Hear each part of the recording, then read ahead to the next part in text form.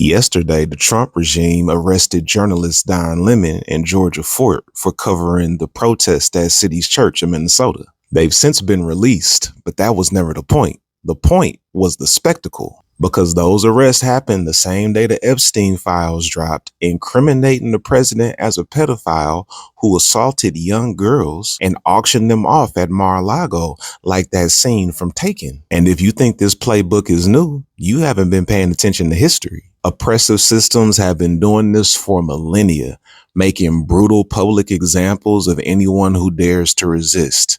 Let me show you the pattern. Right now, the IDF has killed over 200 journalists in Gaza, the highest number ever recorded in a conflict. They were intentionally targeted because when you silence the storytellers, you can control the story. During chattel slavery, enslavers practiced something called buck breaking, the public sexual assault and torture of enslaved black men who dared to resist. It was more than just punishment. It was theater. It was a message to every other enslaved person. This is what happens if you fight back. And nobody did it better than the Roman Empire with the crucifixion, executing rebels along major roads where everyone could see. The point wasn't just to execute them. It was to make it a spectacle. It was terrorism as public policy. That's exactly what this regime is doing. Arresting journalists for doing their jobs, perp walks with AI altered facial expressions, public humiliation. They want you to see what they did to Don Lemon in Georgia Fort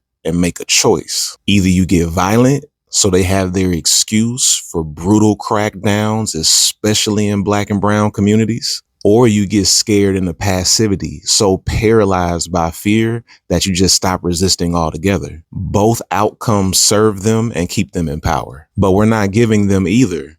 Our weapon isn't violence or silence. It's economics. We need to strike. We need to boycott. We need to spend less, cancel that subscription, skip that impulse buy, cook instead of using DoorDash. If retail therapy is your coping mechanism, find community instead. Find solidarity, find mutual aid. This system runs on our dollars and our labor. They depend on us buying, consuming, working, spending. Instead, let's withhold and organize. Let's make them feel it in their bottom line. In the words of Frederick Douglass, power concedes nothing without a demand.